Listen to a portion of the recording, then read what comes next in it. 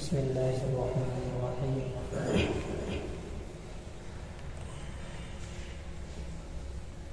الحمد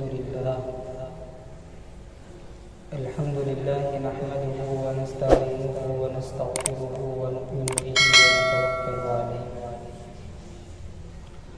ونعوذ باللہ من شرور انفسنا ومن سیئات اعمالنا من يهده الله فلا مضل له ومن يضلل فلا هادي له ونشهد أن لا إله إلا الله وحده لا شريك له ونشهد أن سيدنا ومولانا محمدا عبده ورسوله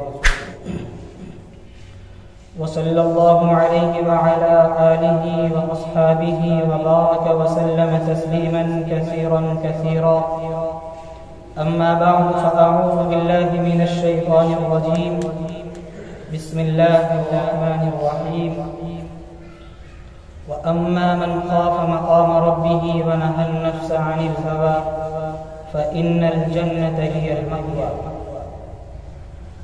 وقال النبي صلى الله عليه وسلم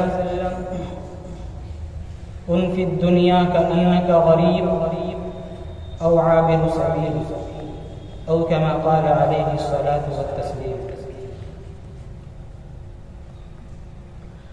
اللہ سے ڈرنے والوں کو طاقت سے ڈرانا مشکل ہے، اللہ سے ڈرنے والوں کو طاقت سے ڈرانا مشکل ہے، جب خوف خدا ہو دل میں تو یہ قیصر و کسریٰ کچھ بھی نہیں۔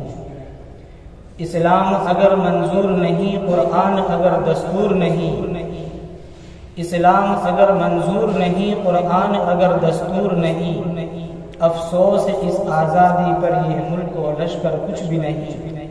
ہر شخص سے کہہ دو پیش کرے اخلاص و مروت کی دولت، ہر شخص سے کہہ دو پیش کرے اخلاص و مروت کی دولت، کردار سے قومیں بنتی ہیں افکار کے چکر کچھ بھی نہیں۔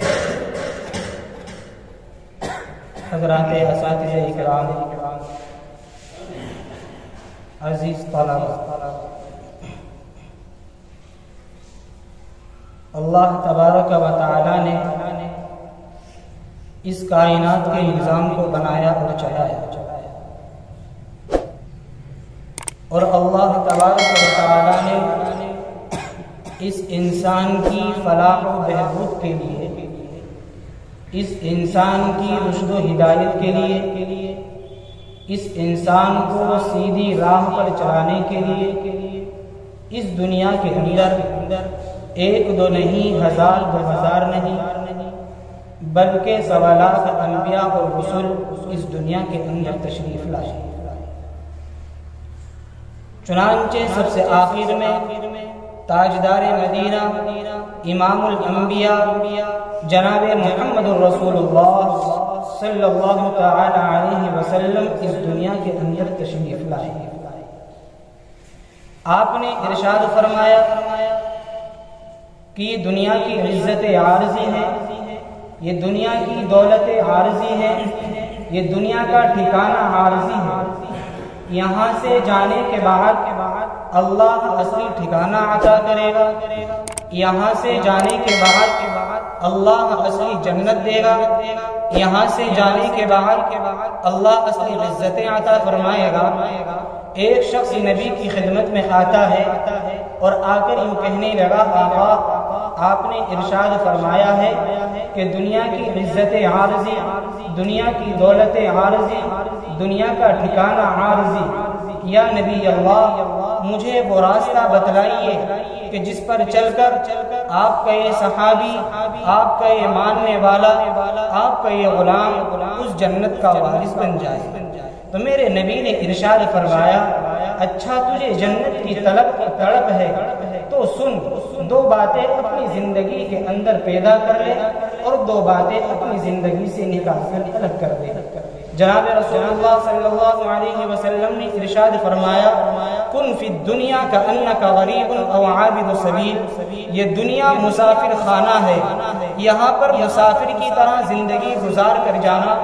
اگر یہ تصور تیرے دماغ کے اندر آیا، اگر یہ خیال تیرے ذہن و دماغ میں بیٹھ گیا تو اللہ تجھے جنت عطا فرمائے گا، اللہ تجھے جنت کا ٹھیکیدار بنائے گا، اللہ تجھے اصلی عزتیں عطا فرمائے گا، اللہ تجھے اصلی دولتیں عطا فرمائے گا۔ وہ دو باتیں کیا ہیں؟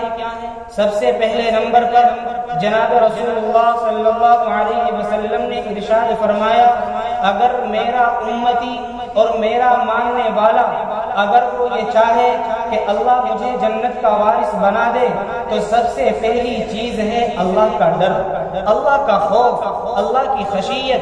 اپنے دل کے اندر یہ احساس پیدا کرو کہ ہمیں کل قیامت کے دن اپنے رب کے سامنے جا کر زندگی کے ایک ایک لمحے کا جواب دینا ہے۔ قرآن کریم میں اللہ تبارک و تعالی ارشاد فرماتا ہے، وَأَمَّا مَنْ خَافَ مَقَامَ رَبِّهِ وَنَهَى النَّفْسَ عَنِ الْهَوَىٰ، کل قیامت کے دن جو آدمی اپنے رب کے سامنے کھڑے ہونے سے ڈرتا رہا، اپنے آپ کو اپنی خواہشات کو روکے رکھا، قرآن میں اللہ فرماتے ہیں فَإِنَّ الْجَنَّةَ هِيَ الْمَأْوَىٰ، قیامت کا میدان ہوگا اور جنت اس کا ٹھکانہ۔ سب سے پہلے نمبر پر آپ نے ارشاد فرمایا اللہ کا ڈر، اللہ کی خشیت، اللہ کا خوف اپنے دل کے اندر پیدا کر لو۔ اگر اللہ کا ڈر تمہارے اندر پیدا ہو گیا، اگر تمہارے اندر اللہ کا خوف پیدا ہو گیا، اگر تمہارے دلوں کے اندر اللہ کی خشیت آ گئی تو رب کعبہ کی قسم تمہارا ایک قدم بھی گناہ کرنے کے لیے تیار نہیں ہو سکتا۔ اور سچی بات تو یہ ہے کہ اس دنیا کے اندر 1,24,000 انبیاء علیہ السلام اس دنیا کے اندر تشریف لائے۔ حضرت آدم علیہ السلام آئے، حضرت نوح آئے، حضرت لوط، حضرت موسیٰ، حضرت عیسیٰ، حضرت زکریا، حضرت یونس، حضرت یوسف، 1,24,000 انبیاء اس روئے زمین پر تشریف لائے ہیں، لیکن ہر ایک کے دل میں یہ احساس تھا، ہر ایک کے دل میں اللہ کا خوف تھا کہ ہمیں کل قیامت کے دن اپنے رب کے سامنے جا کر زندگی کے ایک ایک لمحے کا جواب دینا۔ میرے بھائیوں، اتنا ہی نہیں بلکہ اللہ تبارک و تعالیٰ نے سب سے اعلیٰ اور بالا مقام اگر کسی کا بنایا ہے تو وہ امام الانبیاء جناب محمد رسول اللہ صلی اللہ تعالی علیہ وسلم کا بنایا۔ حضور پاک علیہ السلام کے دل میں بھی یہ احساس تھا کہ مجھے بھی کل قیامت کے دن اپنے رب کے سامنے جا کر زندگی کے ایک ایک لمحے کا جواب دینا ہے۔ یہ امام الانبیاء ہیں، وہ امام الانبیاء کہ جن کی رسالت کی قسم قرآن نے کھائی، وہ امام الانبیاء کہ جن کی زبان کی قسم قرآن نے کھائی، وہ امام الانبیاء جن کی رسالت کی قسم قرآن نے کھائی۔ یہ وہی امام الانبیاء ہے کہ جب وہ بولتا ہے تو اپنے دل کی خواہشات کو پورا نہیں کرتا ہے، اس کا بولنا اللہ کی جانب سے وحی ہوا کرتا ہے۔ ان هو الا وحی یوحیٰ، نبی کی زبان سے جو بات نکلتی ہے وہ وحی ہوا کرتی ہے، وہ اللہ کی باتیں ہوا کرتی ہے۔ وہ نبی اپنے دل سے کچھ بات نہیں بولتا، وہ جو بولتا ہے وہ اللہ کی جانب سے ہوا کرتا ہے۔ اتنا بڑا پیغمبر، اتنا بڑا نبی اللہ نے مجھے اور آپ کو عطا فرمایا، اور اس نبی کے دل میں بھی یہ احساس ہے کہ مجھے بھی کل قیامت کے دن اپنے رب کے سامنے زندگی کے ایک ایک لمحے کا جواب دے۔ میرے بھائیو، حضور اکرم علیہ السلام حضرت حفصہ کے گھر میں تشریف فرما تھے، آپ آرام فرما رہے تھے۔ حضرت حفصہ رضی اللہ تعالی عنہ آپ کے بازو میں سوئی ہوئی تھی۔ باہر صحن میں حضرت عبداللہ ابن عمر رضی اللہ تعالی عنہ بیٹھے ہوئے تھے اور قرآن کریم کی تلاوت کر رہے تھے۔ قرآن کریم پڑھتے چلے گئے، قرآن کریم کی ایک آیت زبان پر آئی، حضرت عبداللہ ابن عمر پڑھتے ہیں کلا انہم عن ربہم یومئذ لمحجوبون، قیامت کا میدان ہوگا اور بہت سے لوگوں کو اللہ کا دیدار کرنے نہ دیا جائے گا، بہت سے لوگوں کو اللہ کے دیدار سے روک دیا جائے گا۔ یہ آیت عبداللہ کی زبان پر آئی، میرے نبی کے کانوں سے ٹکرائی، میرے نبی کی آنکھ کھل گئی، آپ رونے لگے، آپ بے چین ہو گئے اور اتنا روئے کہ آپ کے آنکھوں کے آنسو کے قطرے حضرت حفصہ کے رخسار پر گر گئے. حضرت حفصہ کی آنکھ کھل گئی. فرمایا حفصہ نے یا نبی اللہ کیا آپ کو کوئی بیماری ہے, کیا کوئی تکلیف ہے, کیا امت کے غم نے آپ کو رلایا ہے؟ یا نبی اللہ کیا اللہ کی جانب سے کوئی پیغام آیا ہے؟ میرے نبی نے فرمایا حفصہ مجھے کوئی درد نہیں, مجھے کسی درد نے نہیں رلایا, مجھے کسی تکلیف نے نہ رلایا, مجھے اس امت کے غم نے نہ رلایا, اللہ کی جانب سے کوئی پیغام نہیں آیا, بلکہ حفصہ اس لیے رو رہا ہوں کل قیامت کے دن مجھے اپنے رب کے سامنے جا کر زندگی کے ایک ایک لمحے کا جواب دے. میرے بھائیوں یہ ہیں امام الانبیاء جو بخشے بخشائے ہیں, جن کا چلنا جن کا اٹھنا بیٹھنا یہ اللہ کی جانب سے ہوا کرتا ہے. اس کے باوجود اس نبی کے دل میں یہ احساس ہے, اس نبی کے دل میں یہ ڈر ہے, اس نبی کے دل میں یہ خوف ہے اللہ کا کہ مجھے بھی قیامت کے دن اپنے رب کے سامنے جا کر زندگی کے ایک ایک لمحے کا جواب دینا. اور آپ کہیں گے یہ تو نبی تھے, نبی اللہ کی جانب سے منتخب ہوتا ہے, وہ تو وہ کام کرتا ہے جو اللہ ان کو حکم دیتے ہیں. ہم امتی ہیں, ہم گنہگار ہیں, رات دن ایسے ایسے گناہ کرتے ہیں, ہمارے دلوں کا احساس نہیں ہوتا, ہم گناہ کو گناہ نہیں سمجھتے, ہمارے اندر یہ خوف کیسے پیدا ہو سکتا ہے؟ تو یاد رکھو اللہ کے نبی کے بعد اگر سب سے اعلیٰ مقام اللہ نے کسی کا بنایا ہے اپنے بندوں کے اندر تو حضرت ابو بکر صدیق رضی اللہ تعالی عنہ کا بنایا. یہ ابو بکر صدیق کون ہیں؟ یہ حضرت ابو بکر صدیق رضی اللہ تعالی عنہ وہ صحابی ہیں جو سب سے پہلے ایمان لے کر کے آئے. یہ وہ صحابی ہیں جو نبی پاک علیہ الصلوۃ والسلام کے قدموں میں لا کر جس نے 40,000 دینار نبی کے قدموں میں لا کر ڈالے تھے. یہ وہی حضرت ابو بکر صدیق رضی اللہ تعالی عنہ ہیں کہ جنہوں نے نبی پاک علیہ الصلوۃ والسلام کو اپنے کاندھوں پر سوار کیا تھا ہجرت کی رات میں. یہ وہی ابو بکر ہیں جنہوں نے سانپ کے ڈسنے کو برداشت کیا تھا. یہ وہی ابو بکر ہیں کہ جسے قرآن کریم نے والذی جاء بالصدق وصدق به اولئک هم المتقون کہا ہے. یہ وہی ابو بکر ہیں کہ جو ہجرت کی رات میں نبی پاک علیہ الصلوۃ والسلام کے گھر پہنچتے ہیں اور جا کر نبی کو ساتھ میں چلنے کی دعوت دیتے ہیں. اور اتنا بھی نہیں بلکہ اللہ کی جانب سے پیغام آتا ہے, حضرت جبرائیل علیہ الصلوۃ والسلام تشریف لاتے ہیں اور ابو بکر سے کہتے ہیں کہ ابو بکر یہ بتا کیا تو اس حال میں اللہ سے راضی ہے یا نہیں؟ میرے بھائیوں آپ مسجد کے اندر آئے اور میں بھی مسجد کے اندر آیا ہوں اللہ کی عبادت کے لیے, اللہ کو راضی کرنے کے لیے, لیکن میرا مسجد میں آنا اللہ کے یہاں قبول ہو یا نہ ہو, آپ کا مسجد کے اندر آنا یہ اللہ کے دربار میں قبول ہو یا نہ ہو یہ اللہ جانتا ہے. لیکن اللہ نے جبرائیل کو بھیجا, کہا جاؤ جبرائیل سے جا کر اس سے ابو بکر سے جا کر کے یہ معلوم کرو کہ ابو بکر تم اس حال میں اللہ سے راضی ہو یا نہیں. اتنا مقام کس نے بنایا؟ اتنا مقام اگر کسی کا بنایا تو اللہ نے حضرت ابو بکر صدیق رضی اللہ تعالی عنہ کا بنایا. یہ ابو بکر کے وہ اعمال تھے جو ابو بکر کے اختیار میں تھے, لیکن حضرت ابو بکر کے وہ اعمال جو ابو بکر کے اختیار میں نہیں تھے اللہ نے وہ بھی نبی جیسے بنائے. بتاؤ مجھے کس کو ہمت ہے مخلوق کے اندر, کس بندے کو یہ جرأت ہے کہ وہ اپنی عمر کو خود لکھ سکے؟ کسی کو حق حاصل نہیں ہے, لیکن حضور پاک علیہ الصلوۃ والسلام کی عمر مبارک 63 سال ہوئی ہے تو حضرت ابو بکر کی عمر بھی 63 سال ہے. نبی پاک علیہ الصلوۃ والسلام اس دنیا سے پردہ فرما کر گئے تو پیر کا دن تھا, ابو بکر بھی اس دنیا سے گئے تو پیر کا دن تھا. نبی پاک علیہ الصلوۃ والسلام کو جس تخت پر لٹایا گیا ابو بکر کو بھی اسی تخت پر لٹایا گیا. اور اتنا ہی نہیں بلکہ میرے نبی کے بیٹوں نے چکی پیسی, آپ کی بیٹیوں نے چکی پیسی تو ابو بکر کی بیٹیوں نے بھی چکی پیسی. میرے نبی کے نواسے کے سر کو نیزے پر لٹکایا گیا تو ابو بکر کے نواسے کے سر کو بھی نیزے پر لٹکایا گیا. میرے نبی کا ایک جنازے میں جانا ہوا اور واپسی پر شدید سر میں درد ہوا اور اتنا درد ہوا کہ آپ کی بیماری کے ایام شروع ہو گئے.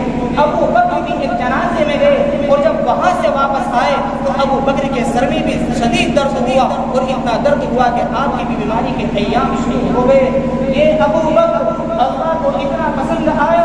میرے نبی نے ارشاد فرمایا ابو بکر میں نے دنیا کے انسانوں کا حق ادا کر دیا, میں نے دنیا کے انسانوں کے احسانوں کا حق ادا کر دیا, لیکن تیرا نہیں کر سکا. کل قیامت کا میدان ہوگا اور اللہ تبارک و تعالیٰ تیرے احسان کا بدلہ تجھے خود عطا فرمائے گا. اتنا بڑا آدمی ہے اور کیا کہتا ہے, مولا تو نے مجھے انسان کیوں بنا دیا, کسی مومن کے بدن کا بال بنا دیتا. اے مولا تو نے مجھے انسان کیوں بنا دیا, کوئی پرندہ بنا دیتا, کوئی درخت بنا دیتا, کوئی پتا بنا دیتا. کیوں؟ تاکہ کل قیامت کے دن اپنے رب کے سامنے کھڑے ہو کر زندگی کے ایک لمحے کا جواب دینے سے بچ جائے. میرے بھائیوں, یہ سب سے پہلی چیز ہے اللہ کا ڈر, اللہ کا خوف. آج اگر یہ احساس کسی کے اندر نہیں ہے تو میرے اور آپ کے اندر نہیں ہے. اگر یہ احساس کسی کے اندر نہیں ہے تو ہمارے نوجوانوں میں نہیں ہے. ہمارے بچے اس احساس سے خالی ہیں, ہمارے نوجوان اس احساس سے خالی ہیں, ہماری عورتیں اس احساس سے خالی ہیں. اللہ کے بندو, اپنے اندر یہ احساس پیدا کرو. کل قیامت کے دن ہمیں اپنے رب کے سامنے جا کر زندگی کے ایک ایک لمحے کا جواب دے. کل قیامت کا میدان ہوگا, انسانوں کے حواس باختہ ہو جائیں گے. اللہ تبارک و تعالی ایک ایک بندے کو بلا کر کے معلوم کریں گے کہ میں نے تمہیں یہ نعمت عطا کی تھی, بتاؤ تم نے اس کی کتنی قدر کی. میں نے تمہیں یہ نعمت عطا کی تھی, بتاؤ تم نے اس کا کتنا حق ادا کر دیا. اللہ کی بے شمار نعمتیں ہیں جو اللہ اپنے بندوں پر رات دن بندوں پر بارش کی طرح برس رہا ہے اور برساتا ہے. لیکن کتنے بندے ایسے ہیں انہیں یہ احساس تک نہیں ہوتا کہ اللہ نے ہمیں جو نعمتیں عطا فرمائی ہیں ہم ان نعمتوں کا کتنا حق ادا کر رہے ہیں اور کتنا حق ادا نہیں کر رہے ہیں. میرے بھائیوں, کل قیامت کے دن اللہ اپنی ایک ایک نعمت کے بارے میں سخت باز پرس کریں گے اور پوچھیں گے کہ بتاؤ میرے بندو, میں نے تمہیں یہ نعمت عطا کی تھی, تم نے اس کا کتنا حق ادا کیا. حق ادا تو جب کرتے جب دل کے اندر اللہ کا خوف ہوتا. جب خوف خدا نکل گیا تو جو دل چاہا دنیا میں کیا. اے اللہ, تو نے یہ نعمت بھی عطا فرمائی تھی, تو نے یہ نعمت بھی عطا فرمائی تھی. یا لیتنی کنت ترابا, انسان کہتا کرے گا کاش میں مٹی ہو جاؤں, کاش میں دوبارہ دنیا میں چلا جاؤں اور اللہ کی ایک ایک نعمت کا حق ادا کر رہا. میرے بھائیوں, کیا کیا نعمتیں ہیں اللہ کی. ایک فقیر ایک اللہ والے کے دروازے پر پہنچتا ہے اور جا کر کے اپنی زبان حال سے گویا ہوتا ہے اور یوں کہتا ہے کہ بھئی اللہ کا بندہ کوئی اس گھر کے اندر موجود ہے جو مجھے کھانے کے لیے دے. خدائے پاک کی قسم, میرے پاس کچھ نہیں ہے, میں کنگال ہوں, میرے پاس ایک پیسہ کھانے کے لیے نہیں ہے, میرے پاس ایک لقمہ نہیں ہے کہ میں اپنا پیٹ بھر سکوں. ان اللہ والوں نے اس فقیر کی یہ بات کو سنا, دروازے پر پہنچے اور جا کر کے کہا کہ کیا کہتے ہو. کہنے لگا اللہ والوں مجھے کچھ دے دو, میرے پاس کھانے کے لیے کچھ نہیں ہے. فرمایا تو جھوٹ کہتا ہے کہ خدا کی قسم میرے پاس کچھ نہیں ہے کھانے کے لیے, میں 3 دن سے بھوکا ہوں. وہ اللہ والے بزرگ وہ یوں کہتے ہیں تو غلط کہتا ہے, لے 10,000 روپے لے اور یہ جیب جو اللہ نے تجھے عطا فرمائی ہے اس کو کاٹ کر مجھے. فقیر بولتا ہے یہ کیسے ہو سکتا ہے. کہا اچھا 20,000 روپے لے لے اور ایک ہاتھ کاٹ کر کے مجھے دے دے. کہا یہ بھی نہیں ہو سکتا. اچھا 50,000 روپے لے لے, ایک آنکھ نکال کر کے مجھے دے دے. فرمایا یہ نہیں ہو سکتا. کہا اے اللہ کے بندے, اللہ نے بے شمار نعمتوں سے تجھے سرفراز کیا. تیرے جسم کے اندر جو نعمتیں اللہ نے تجھے عطا فرمائی ہیں تو ان نعمتوں کی وجہ سے لکھپتی اور کروڑ پتی ہے اور تو لوگوں کے سامنے یہ شکوا کر رہا ہے, تو شکایت کر رہا ہے کہ میں فقیر ہوں اور میرے پاس کھانے کے لیے کچھ نہیں ہے. میرے بھائیوں, ان بزرگ نے یہ احساس دلا دیا اس فقیر کو کہ یاد رکھو مسلمانوں, اللہ کی بے شمار نعمتیں ہیں. اگر تم اپنی نعمتوں کی قدر دانی کرو گے, اللہ قرآن میں فرماتا ہے لَأَزِيدَنَّكُمْ, میں نعمتیں بڑھاتا ہوں. اگر نعمتوں کی ناقدری کرو گے خدا پاک کی قسم میں ان نعمتوں کو چھین لیتا ہوں.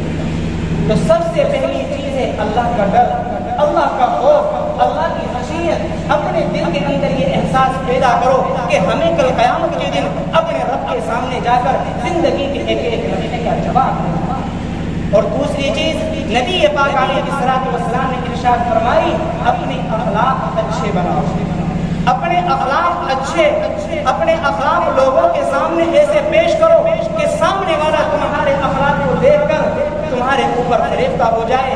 نبی پاک علیہ الصلوۃ والسلام نے جو تعلیم امت کو عطا فرمائی، جو اخلاق مجھے اور آپ کو عطا فرمائے، خدائے پاک کی قسم اس کی مثال نہ اس دنیا کے اندر ملتی ہے اور نہ کبھی مل سکتی۔ میں آپ سے معلوم کروں کہ مسلمانوں مجھے یہ بتاؤ، کیا نیک کام کرنے والے جنت میں جائیں گے؟ آپ کہیں گے کہ ہاں جائیں گے۔ میں کہوں کہ کیا حافظ قرآن جنت میں جائے گا؟ کہ جائے گا، لیکن یاد رکھو نیک کام کرنے والے جنت میں جائیں گے یہ اللہ کا وعدہ ہے، گارنٹی نہیں ہے۔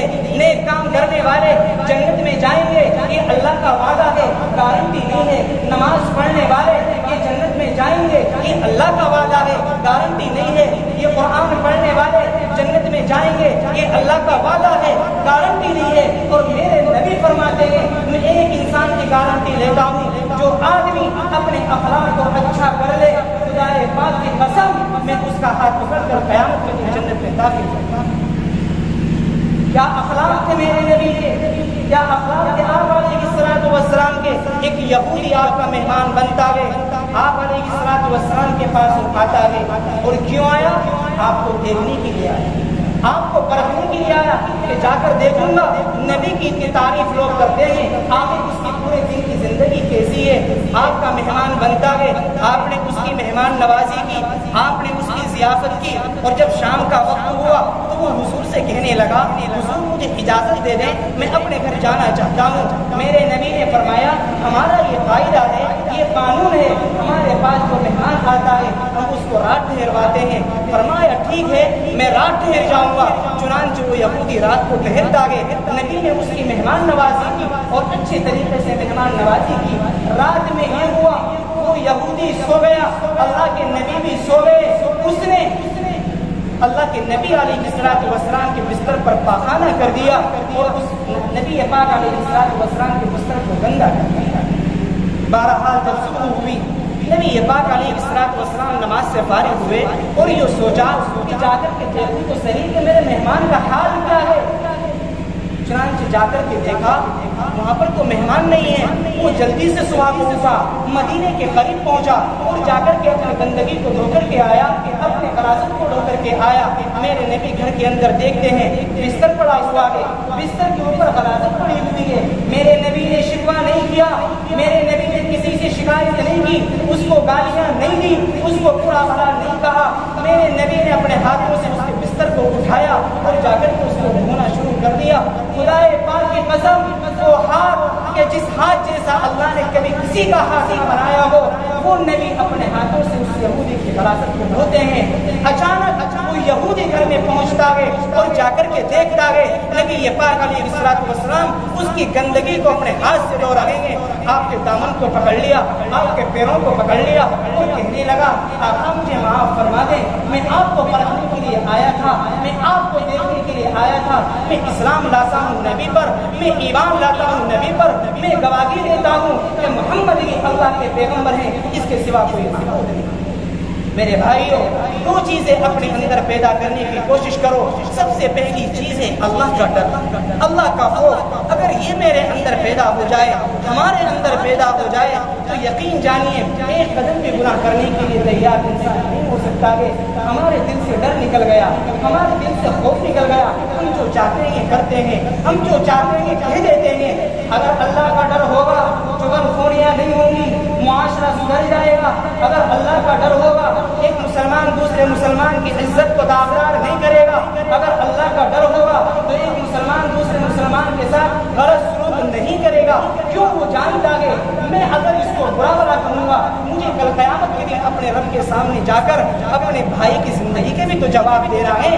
کلکم راع وکلکم مسئول عن رعیتہ، نبی فرماتے ہیں تم میں سے ہر انسان نگہبان ہے اور کل قیامت کے دن ہر انسان سے اس کی رعایا کے بارے میں سوال کیا جائے گا۔ اس سے پوچھا جائے گا کہ بتاؤ تم نے اپنی اولاد کا کتنا حق ادا کیا، بتاؤ۔ استاذوں سے پوچھا جائے گا کہ تم نے شاگردوں کا کتنا حق ادا کیا۔ مدرسے اور مسجد کے متولیوں سے پوچھا جائے گا کہ بتاؤ کہ میں مسجد کا کتنا حق ادا کیا اور مدرسوں کا کتنا حق ادا کیا۔ اگر ہم دنیا کے اندر اللہ سے ڈر کر زندگی گزاریں گے تو خدا پاک کی قسم اللہ بھی ہم سے خوش ہوگا اور ہمیں جنت کا اللہ وارث بنا دے گا۔ اللہ ہمیں عمل کی توفیق عطا فرما دے۔ وآخر دعوانا الحمد للہ۔